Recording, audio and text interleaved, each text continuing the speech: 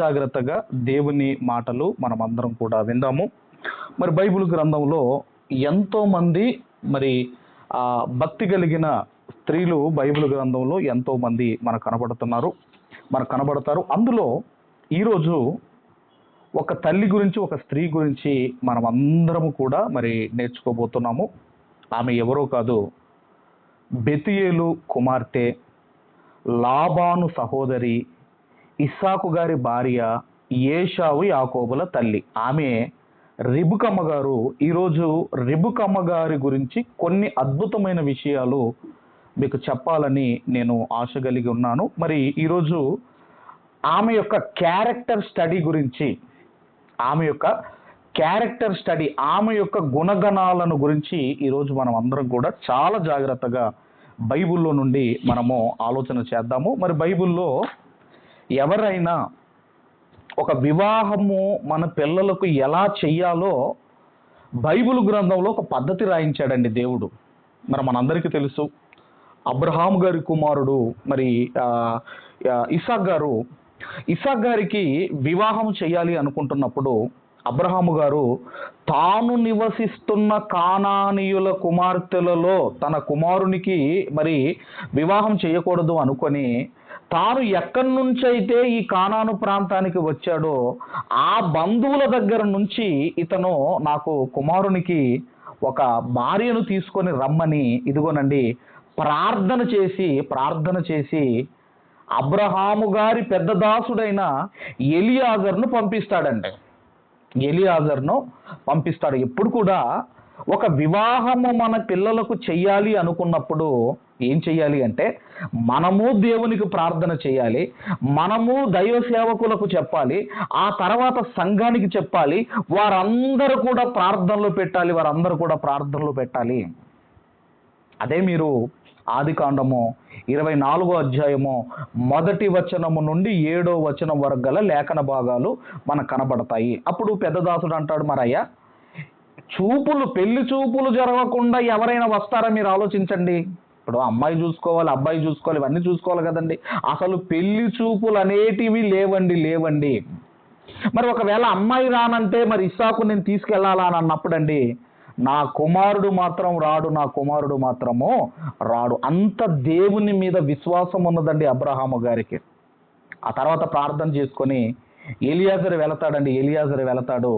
ఎలియాజరు గారు వెళ్ళిన తర్వాత ఇక ఆయన కూడా ఒక బావి దగ్గరికి వెళ్ళి అక్కడ ఆయన కూడా ఆగిపోతాడండి. ఆయన అక్కడే ఒంటెలు మోకరిస్తాయి, ఆయన మోకరించి అక్కడ ఎలియాజరు కూడా ప్రార్థన చేసుకుంటాడు. అయ్యా, నేను ఒక పని నిమిత్తం ఈ ప్రార్థనకు వచ్చాను, మీరు కార్యము సఫలము చేసే దేవుడవు నాయన,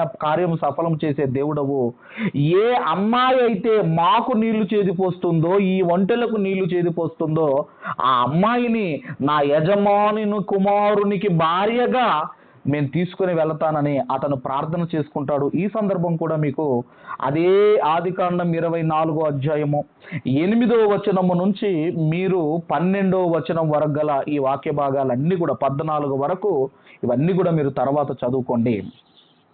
ఇదంతా అయిపోయిన తర్వాత అక్కడికి ఇదిగోనండి ఆ బావి దగ్గరికి ఎవరు వచ్చారో ఇక ఒక్కొక్క వచనాన్ని చాలా జాగ్రత్తగా మనం అందరం కూడా చదువుకుందాం. దయచేసి ఆదికాండము 24వ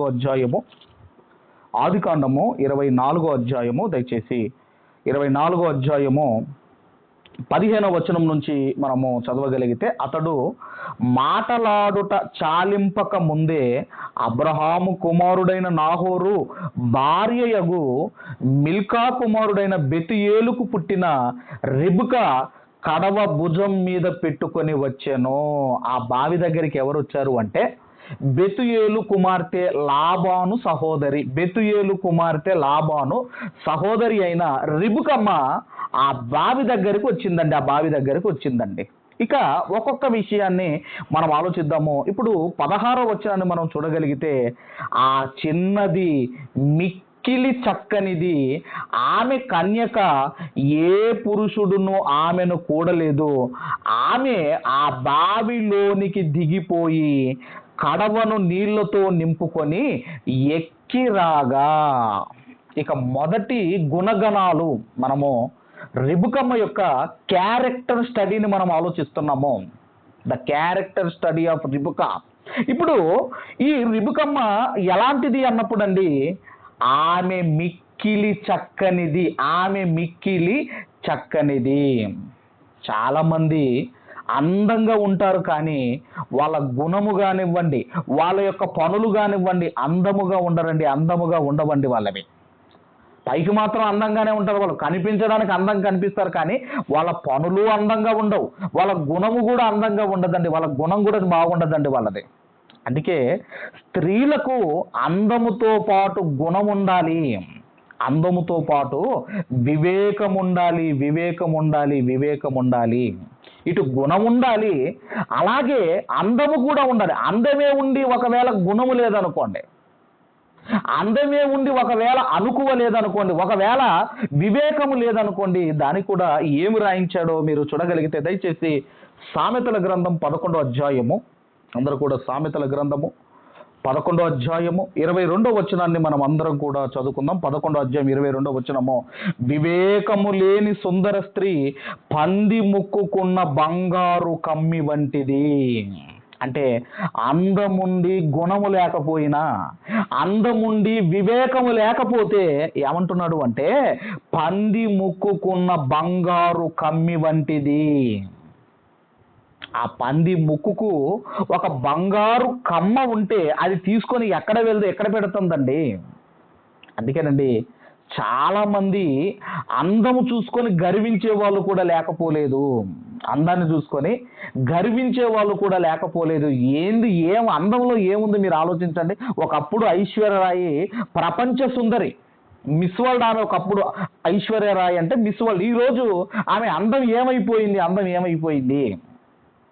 అందుకేనండి మన అందం ఎలాంటిదంటే మేడి పండు లాంటిది, మేడి పండు లాంటిది. పైన పర్సనాలిటీ, లోపలంతా మున్సిపాలిటీ.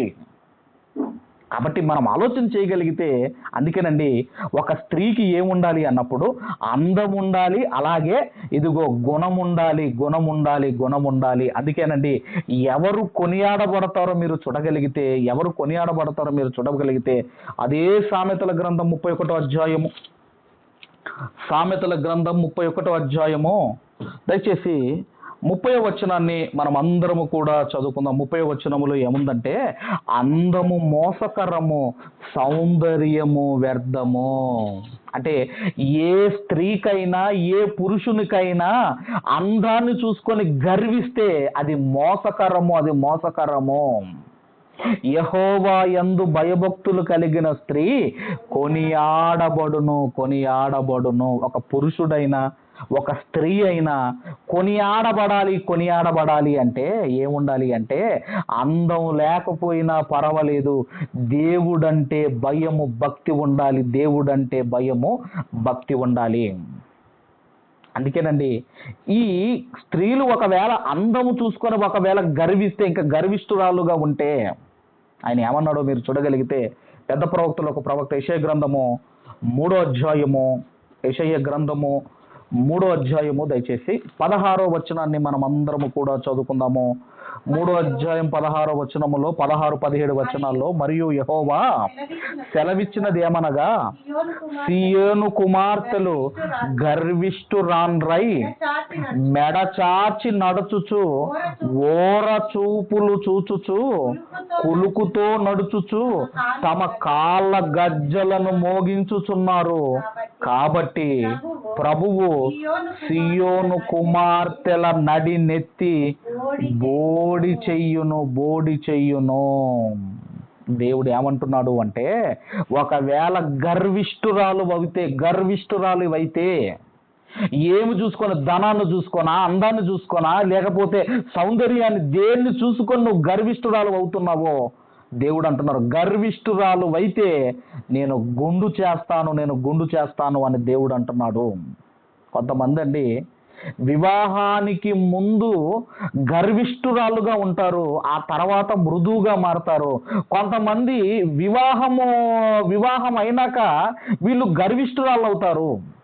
అప్పుడేమో వివాహానికి ముందు మృదువుగా ఉంటారు, వివాహం తర్వాత గర్విష్ఠురాలు అవుతారు. కొంతమంది వివాహానికి ముందే గర్విష్ఠురాలుగా ఉంటారు, ఆ తర్వాత మృదువుగా మారతారు. కానీ రిబుకమ్మలో ఏమి లేదంటేనండి, ఆమెలో గర్వము అహంకారము కనబడటం లేదు. ఏమంటున్నాడు అంటే, పరిశుద్ధాత్మ ప్రేరణతో మరి ఏమని రాయించాడు అంటే దేవుడు 16వ వచనము, ఆదికాండం 24వ అధ్యాయం 16వ వచనములో, ఆ చిన్నది మిక్కిలి చక్కనిది, ఆమె కన్యక, ఏ పురుషుడును ఆమెను కూడలేదు, ఆమె అందముగా ఉంది. అలాగని తన క్యారెక్టర్ను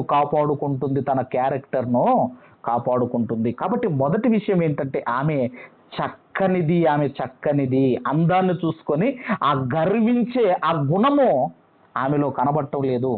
ఇది మొదటిదైతే, ఇక రెండవ లక్షణంలోనికి మనం వెళ్ళగలిగితే, ఆమెలో ఉన్న రెండవ లక్షణం ఏంటంటేనండి, పనిచేసే గుణము కలిగిన స్త్రీ. ఆమె ఎవరు అంటేనండి, రెండో లక్షణం ఏంటంటే పనిచేసే గుణము కలిగిన స్త్రీ. ఒకసారి బైబిల్ గ్రంథంలో అదే ఆదికాండం 24వ అధ్యాయము 16వ వచనము నుంచి 18వ వచనం వరకు గల వాక్య భాగాలు చదువుకుందాము. ఆమె ఆ చిన్నది మిక్కిలి చక్కనిది, ఆమె కన్యక, ఏ పురుషుడును ఆమెను కూడలేదు. ఆమె బావిలోనికి దిగిపోయి కడవను నీళ్లతో నింపుకొని ఎక్కిరాగా. అది ఎలాంటిదంటేనండి, అది చేతాడుతో చేదుకునే బావి కాదటండి.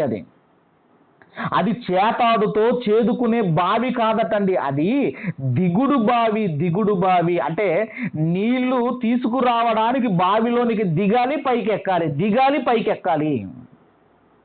అంటే ఆలోచించండి మీరు, ఎలాంటి ఒక పని కలిగిన స్త్రీ అంతేకాదండి, ఇంకా మీరు చూడగలిగితే ఆ సేవకుడు ఆమెను ఎదుర్కొనుటకు పరిగెత్తుకొని, నీ కడవలో నీళ్లు కొంచెము దయచేసి నన్ను త్రాగనిమ్మని అడిగాను. అదే 17వ వచనంలో. ఇప్పుడు 18వ వచనంలో, అందుకు ఆమె, అయ్యా త్రాగమని చెప్పి త్వరగా తన కడవను చేతి మీదికి దించుకొని అతనికి దాహమిచ్చెను.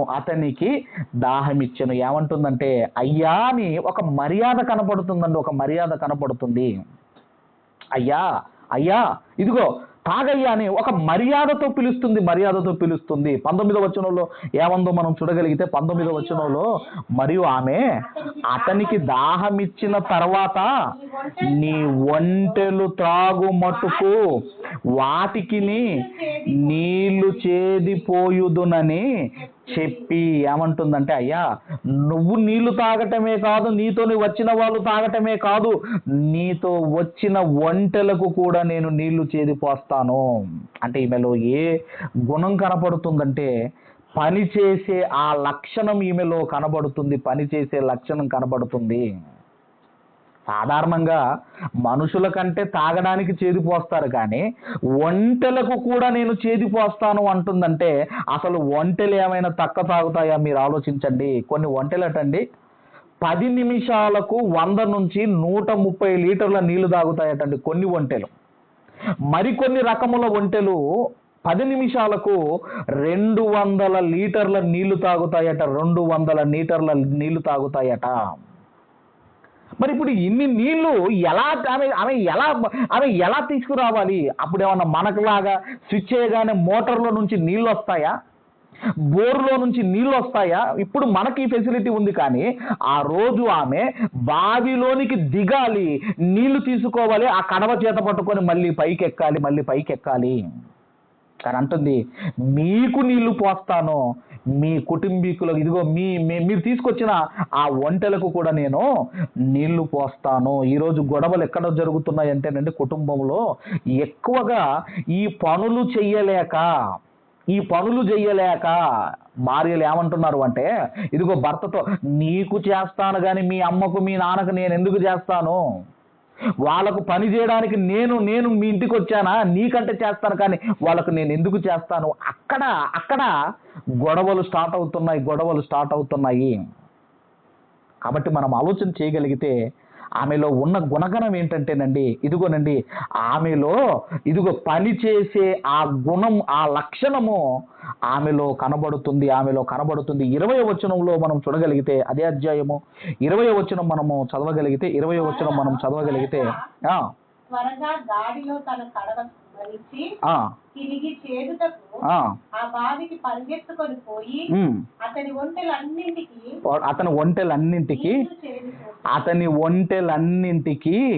నీళ్లు చేది పోసెను. అందుకేనండి ఆ గుణవతి అయిన ఆ స్త్రీ గురించి చెప్పుకుంటూ వస్తూ ఏమన్నాడో మీరు చూడగలిగితే, సామెతల గ్రంథము 31వ అధ్యాయము 27వ వచనాన్ని చదువుకుందాము.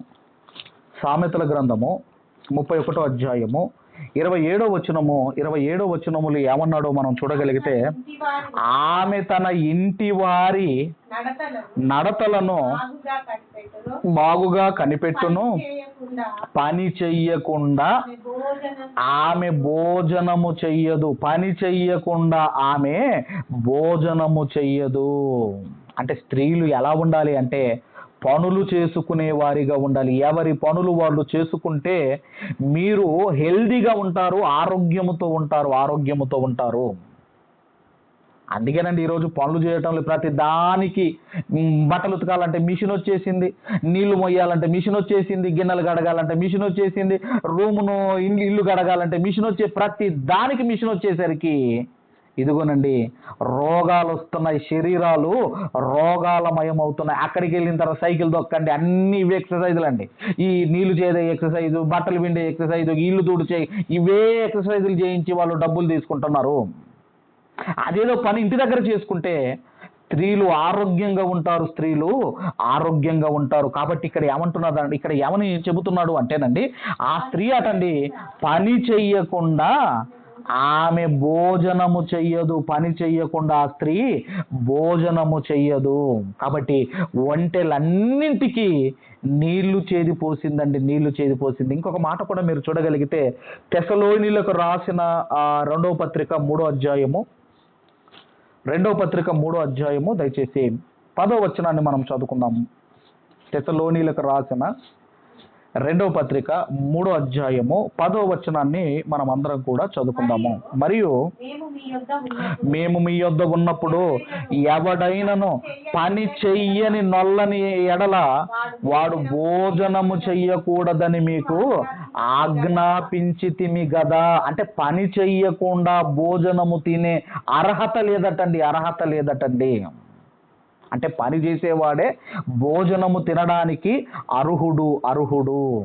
తర్వాత గలతీలకు రాసిన పత్రిక 6వ అధ్యాయము 10వ వచనాన్ని కూడా మనం చదువుకుందాము. గలతీలకు రాసిన పత్రిక 6వ అధ్యాయము 10వ వచనాన్ని మనం చదువుకుందాము. కాబట్టి మనకు సమయము దొరికిన కొలది అందరి ఎడలను విశేషముగా విశ్వాస గృహమునకు చేరిన వారి ఎడలను మేలు చెయ్యాలి. కీడు చేసే గుణం ఉండకూడదు. మేలు చేస్తే మేలు జరుగుతుంది, కీడు చేస్తే కీడే జరుగుతుంది. కాబట్టి మనము చూడగలిగితే 2వ లక్షణము ఈమెలో మనకు కనబడుతున్నది ఏంటి అన్నప్పుడు, 2వ లక్షణం ఏం కనబడుతుంది అన్నప్పుడు, ఆమెలో పని చేసే గుణం కనబడుతుంది. ఇక 3వ లక్షణంలోనికి మనం వెళ్ళగలిగితే దయచేసి అందరూ కూడా మరలా ఆదికాండము 24వ అధ్యాయము 20వ వచనాన్ని మనం అందరం కూడా చదువుకుందాం. 24:20లో త్వరగా గాడిలో తన కడవ కుమ్మరించి తిరిగి చేదుటకు ఆ బావికి పరిగెత్తుకొని పోయి అతని ఒంటెలన్నింటికి నీళ్లు చేది పోసెను. త్వరగా పరిగెత్తుకొని పోయి అంటే ఆమెలో ఒక చురుకుదనం కనబడుతుంది, ఆమెలో ఒక యాక్టివ్నెస్ కనబడుతుంది ఆమెలో. చాలా మంది చూడండి, ఎప్పుడూ ఏదో బలహీనత, అది బాగలేదండి, ఇది బాగలేదు, కానీ ఒక రిబుకమ్మలో ఏం కనబడుతుందంటే త్వరగా పరిగెత్తుకొని పోయి ఒక యాక్టివ్నెస్, ఒక చురుకుదనం కనబడుతుంది. అందుకే స్త్రీలు ఎలా ఉండాలి అంటే, స్త్రీలు కావచ్చు పురుషులు కావచ్చు, ఇదిగోనండి చురుకుగా ఉండాలటండి. చురుకుగా ఉంటే ఏం కలుగుతుందో మీరు చూడగలిగితే సామెతల గ్రంథం 12వ అధ్యాయం 27వ వచనము. సామెతల గ్రంథము 12వ అధ్యాయము 12వ అధ్యాయం త్వరగా 12వ అధ్యాయము. సోమరి వేటాడినను పట్టుకొనడు, చురుకుగా ఉండుట గొప్ప భాగ్యం అటండి. గొప్ప భాగ్యం అటండి. చురుకుగా ఉండుట గొప్ప భాగ్యము. ఐగుప్తు రాజు ఫరో అండి ఆ మంత్రసాలను పిలిచాడు. ఏమమ్మా మంత్రసాలారా, మీరు ఎందుకు ఐగుప్తీయుల కుమారులను ఎందుకు మీరు వాళ్ళ దగ్గర ఎందుకు ఆ పుట్టగానే ఎందుకు మీరు చంపలేదు అన్నప్పుడు అండి, అప్పుడు ఈ ఇజ్రాయేలు స్త్రీలు, హెబ్రీ స్త్రీలు ఎలాంటి వారో ఒక మాట చెప్పాడు. ఆ నిర్గమకాండం 1వ అధ్యాయం 19వ వచనం మనం చూడగలిగితే, అందుకు ఆ మంత్రసానులు, హెబ్రీ స్త్రీలు ఐగుప్తు స్త్రీల వంటి వారు కాదు, వారు చురుకైన వారు. ఐగుప్తు స్త్రీలేమో చురుకైన వారు కాదు, హెబ్రీ స్త్రీలు మాత్రమో చురుకైన వారు, చురుకైన వారు, చురుకైన వారు. అందుకే ఆమెలో 3వ గుణగణం మనకేం కనపడుతుందంటే చురుకుదనం ఉండాలండి. స్త్రీలలో చురుకుదనం ఉండాలండి. అమ్మో నాకు చేతన అవ్వటం లేదండి, ఆరోగ్యం బాగలేదండి, అది బాగలేదండి, ఇది బాగలేదండి అని ఈ సాకులు ఉండకూడదండి. చురుకుగా ఉండాలి, చురుకుగా ఉండాలి. అందుకే చురుకుగా ఉంటే ఒక భాగ్యము అన్నాడు. ఇక ఆమెలో కనబడుతున్న నాలుగో లక్షణము ఏంటి అన్నప్పుడు అండి, నాలుగోది ఏంటి అన్నప్పుడు ఆమెలో కనబడుతున్నది ప్రేమించే గుణం కనబడుతుందండి. ఆమెలో ప్రేమించే గుణం కనబడుతుంది.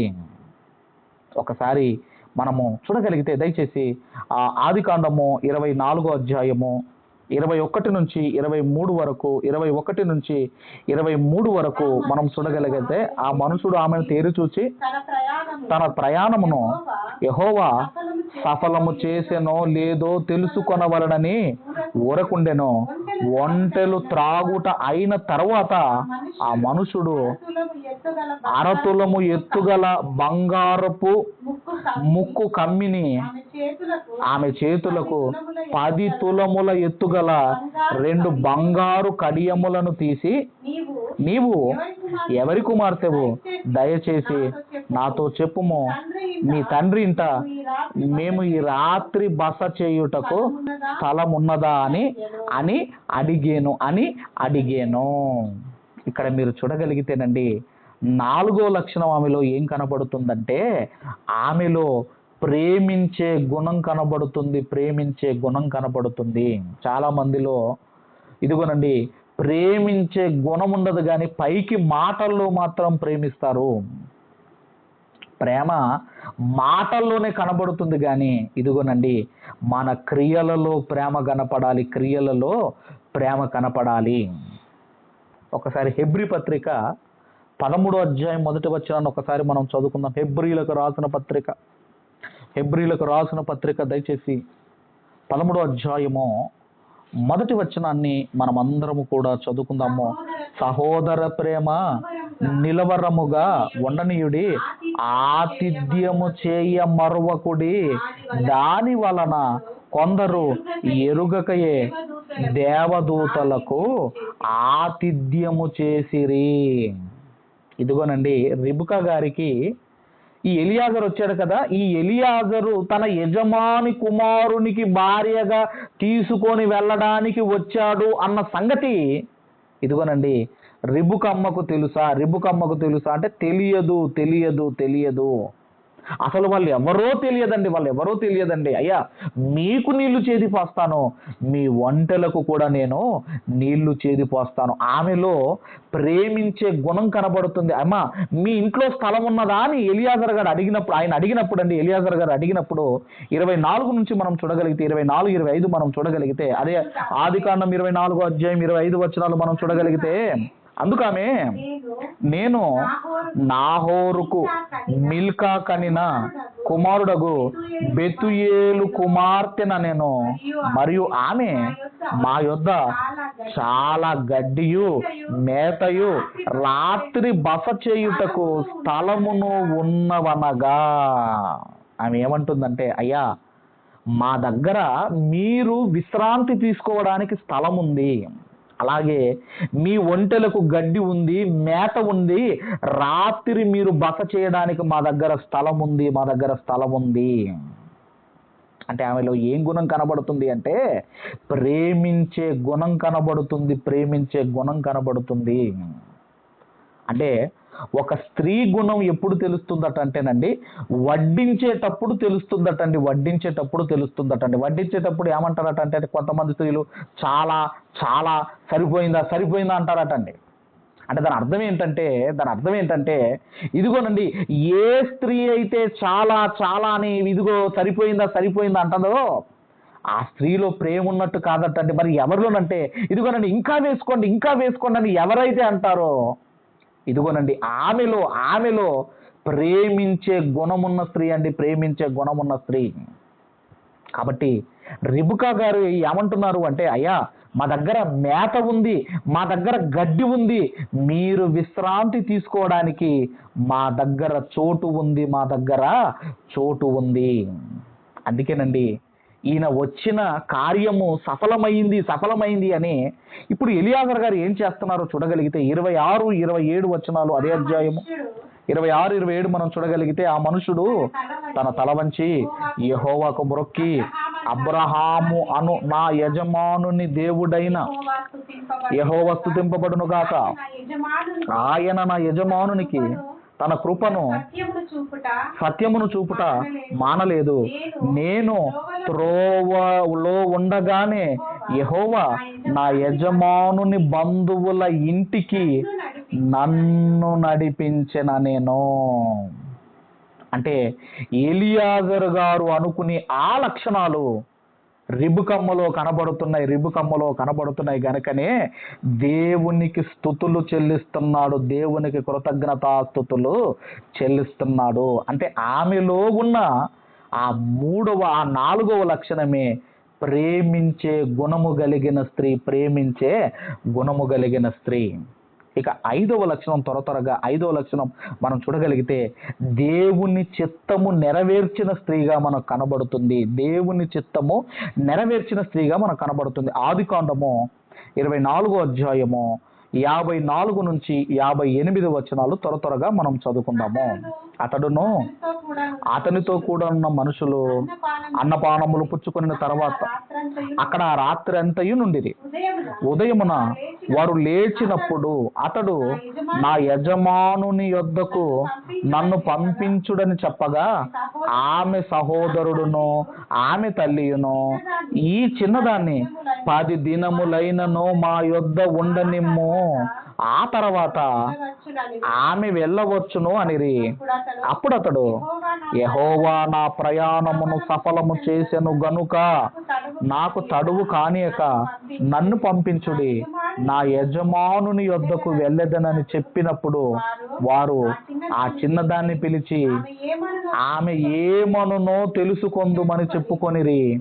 రిబుకాను పిలిచి ఈ మనుషునితో కూడా వెళ్ళుదువా అని ఆమెను అడిగినప్పుడు వెళ్ళేదన నేను.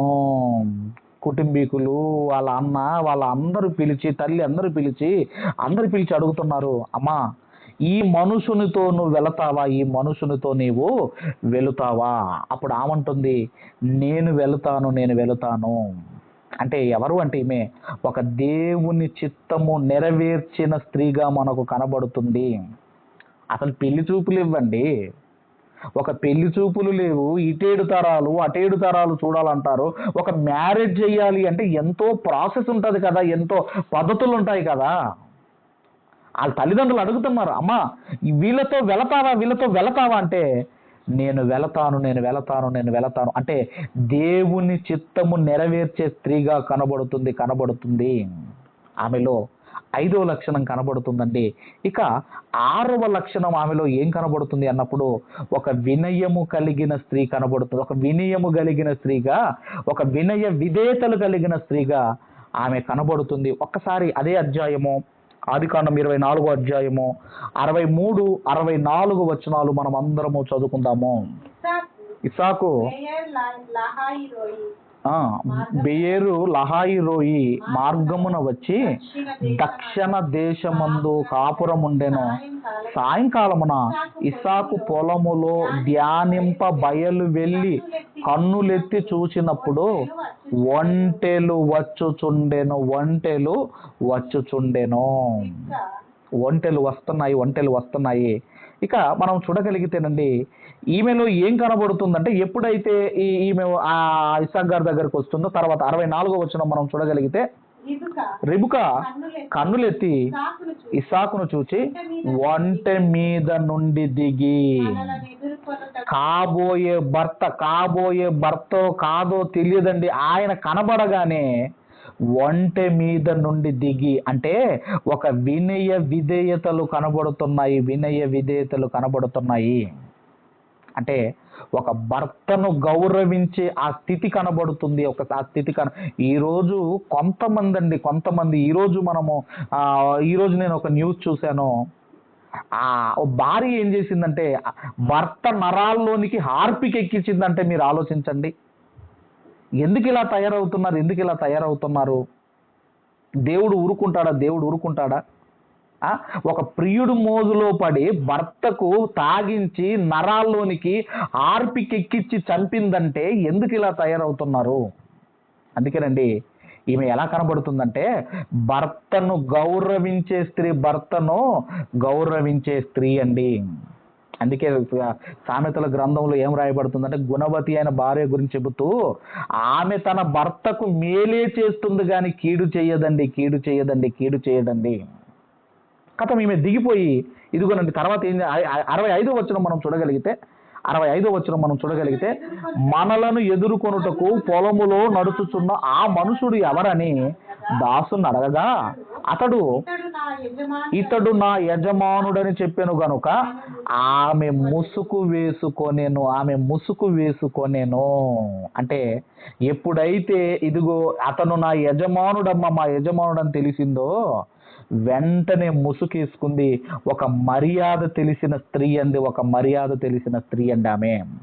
అందుకే ఒక వినయము కలిగిన స్త్రీ. ఇక చివరిగా 7వది, వారిలో ఉన్న లక్షణం ఏంటంటే, రిబుకా ఫ్యామిలీ అంతా కూడా ఆతిథ్యమిచ్చే కుటుంబముగా ఉంది.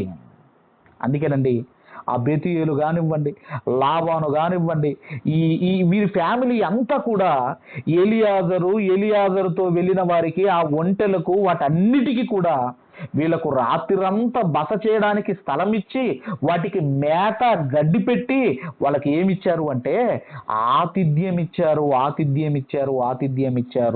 అంటే ఒక గౌరవ మర్యాదలు గల కుటుంబము. అందుకేనండి, రిబుకమ్మ ఏం నేర్చుకుంటుందే, ఒక రెస్పెక్ట్ నేర్చుకుంది. మనమే నేర్పించాలి, మన పిల్లలకు మనమే నేర్పించాలి. కాబట్టి ఈ 7 లక్షణాలు ఆమెలో కనబడుతున్న 7 లక్షణాలు, ఒకటేమో చురుకైన స్త్రీ, రెండవదేమో పని చేసే గుణము కలిగిన స్త్రీ, మూడవదేమో చురుకైన స్త్రీ, మొదటిదేమో చక్కని స్త్రీ, నాలుగవదేమో ప్రేమించే గుణము కలిగిన స్త్రీ, 5వదేమో దేవుని చిత్తము నెరవేర్చిన స్త్రీ, 6వదేమో వినయము కలిగిన స్త్రీ, 7వదేమో రిబుకా కుటుంబం అంతా కూడా ఆతిథ్యం ఇచ్చే కుటుంబముగా కనబడుతుంది.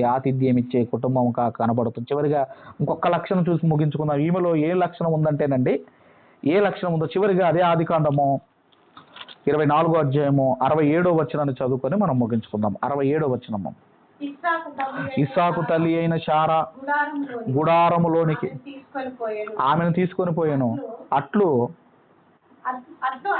అతడు రిబ్కాను పరిగ్రహింపగా ఆమె అతనికి భార్య ఆయను. అతడు ఆమెను ప్రేమించెను. అప్పుడు ఇస్సాకు తన తల్లి విషయమై దుఃఖ నివారణ పొందెను. అప్పటికి ఈ ఇస్సాకు గారు తల్లిని కోల్పోయిన బాధలో ఉన్నాడు. ఆ బాధలో ఉన్నప్పుడు ఈమె వచ్చిందండి. ఏం చేసిందంటే, ఆ బాధను ఇంకా రెట్టింపు చేయలేదామా, ఇంకా కంటిన్యూ చేయలేదామా. ఏం చేసిందటండి? తన తల్లిని మర్చిపోయేటట్టుగా ప్రేమను చూపించింది. తల్లిని మర్చిపోయే అంతగా ప్రేమను చూపించింది. తల్లిని కోల్పోయిన బాధలో ఉన్నాడు, దాన్ని మర్చిపోయాడంటే ఎంత ఎంత గొప్ప స్త్రీ అండి, ఇదిగోనండి ఎంత మంచి గుణగణాలు కలిగిన స్త్రీయో మీరు ఆలోచించండి.